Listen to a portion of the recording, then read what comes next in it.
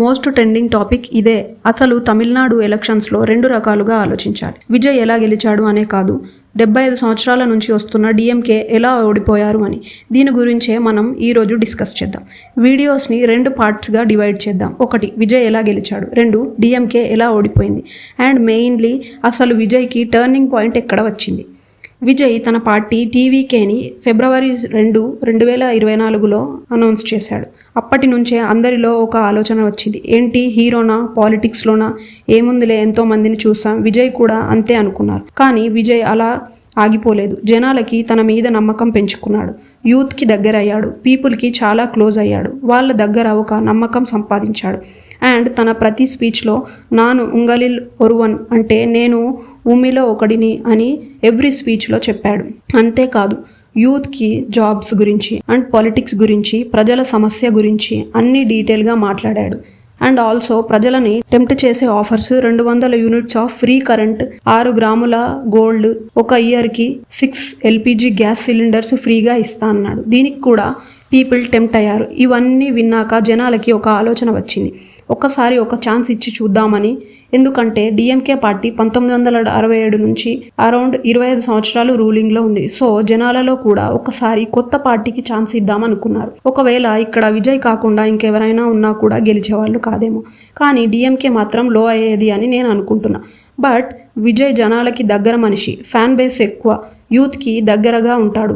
And అతను party పెట్టాకే కాదు, ఇంతకు ముందు కూడా చాలా మంచి పనులు చేశాడు. సో ఇన్ని చేయడం వల్ల 108 సీట్స్ కొట్టి ఒక కొత్త సీఎంగా హిస్టరీ క్రియేట్ చేశాడు.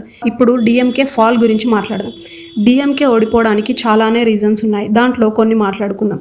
2021లో రూలింగ్లోకి వచ్చిన స్టాలిన్ గవర్నమెంట్ వాళ్ళదే రాజ్యం అనుకొని పలిచాం స్టార్ట్ చేసింది. ఇంకా ఉమెన్ సేఫ్టీ, ఆల్సో చిల్డ్రన్ అబ్యూస్లోకి పోక్సో యాక్ట్ 2021 నుంచి 2026 వరకు, అంటే డిఎంకే రూలింగ్లో ఉన్నప్పుడు 13% పెరిగింది. అలాగే కాంట్రవర్సీని పెంచుకున్నారు. Not only government, also Udhayanidhi Stalin చేసిన సనాతన ధర్మం గురించి స్టేట్మెంట్స్, అనగా సనాతన ధర్మం అనేది ఒక డెంగ్యూ, మలేరియా లాంటిది, దాన్ని నేను పీకేస్తాను అని సెప్టెంబర్ 2న 2023 చెన్నైలో జరిగిన సనాతన అబోలిషన్ కాన్ఫరెన్స్లో అన్నాడు. ఇది ఎంత పెద్ద ఇష్యూ అయిందో మనందరికీ తెలుసు. ఒక లీడర్గా ఉండేవాడే ఒక హోల్ కమ్యూనిటీని అలా అనడం మామూలు విషయం కాదు. అండ్ విజయ్ పార్టీ పెట్టాడు, ఎలక్షన్స్లో పోటీ చేస్తున్నాడు అని తెలిసినప్పటి నుంచి విజయ్ మీద అటాక్ చేస్తూనే ఉన్నారు. లైక్స్, మీటింగ్ అడ్డుకోవడం, అందరి ముందు తిట్టడం, అన్నెసెసరీగా నోరు జారడం, ఇలా చాలానే చేశారు. ఇందులో ఇంకా మెయిన్లీ జననాయగన్ మూవీ ఆపేయడం అండ్ స్టేట్లో ఎక్కడ స్కూల్ కానీ కాలేజ్ కానీ విజయ్ సాంగ్స్ ప్లే చేయకూడదు అని రూల్ పెట్టడం. దీనివల్ల జనాలకి విజయ్ మీద సింపతినే కాదు, డిఎంకే మీద కోపం కూడా పెరిగింది. అదే విజయ్ పాలిటిక్స్కి వచ్చిన ఒకానొక పెద్ద ప్లస్ పాయింట్. డిఎంకే పార్టీకి ఒకేసారి డౌన్ఫాల్ రాలేదు, ఒక్కొక్కటి వస్తూ ఈరోజు 29 సీట్స్తో ఓడిపోయారు. అలానే మన విజయ్ పేరు రాగానే తలపతి అయ్యి తమిళనాడు పాలిటిక్స్లోనే ఒక కొత్త మార్కు పెట్టాడు. మరి జనాలు అతని మీద పెట్టుకున్న నమ్మకంని నిలబెట్టుకుంటాడా అనేది ఇక మీదట చూడాలి. వీడియో అయ్యాక లైక్ చేసి ఈ వీడియో విజయ్ ఫ్యాన్స్కి షేర్ చేయండి. ఇలాంటి మరెన్నో ఇంట్రెస్టింగ్ అండ్ డీటెయిల్డ్ వీడియో కోసం don't forget to follow our channel.